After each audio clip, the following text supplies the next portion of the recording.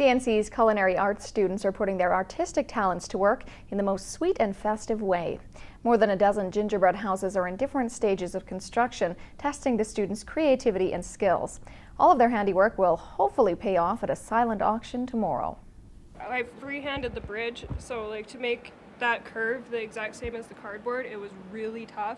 The attention to detail is obvious. More than a dozen different gingerbread creations. Riley Foster and Summer Oppen teamed up to create a scene from Venice. It was always a place I want to go in Europe, and after I get out of culinary school, I do plan to go to Europe, and Italy's one of the first places I want to go, so ideally, Venice. From the canals to the cobblestone bridge, it took 2 weeks of research just to lay out the plans to scale, and then the real work got underway.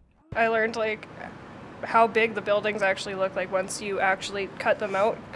And after you have the template and stuff, it doesn't look that big once you build it in cardboard, but actually after you build it in gingerbread, it's actually a lot bigger. Which is colored with green food coloring, and they represent trees. Chef Ron Christian has been doing this for a dozen years at the college and a dozen at BCIT prior to that.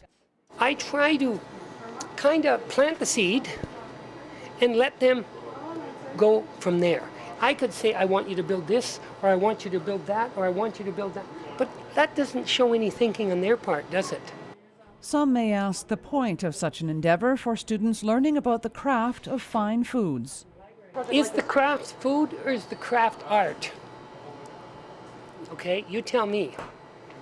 When you go into a restaurant and eat a meal, and if I look at that plate and that plate says, wow, I'm going to eat it.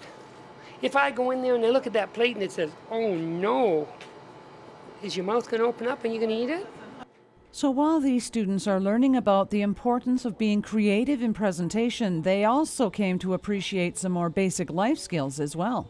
Perfecting everything, making sure it's absolutely perfect. Attention to detail, time, patience. That's a big one. Key. Patience is key. And to not give up. Overshoot. I know it's sometimes bad to be overambitious, but not when you're trying to perfect something.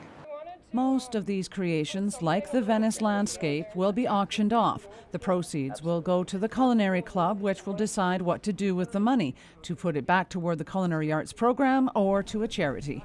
Cheryl Jan, CKPG News.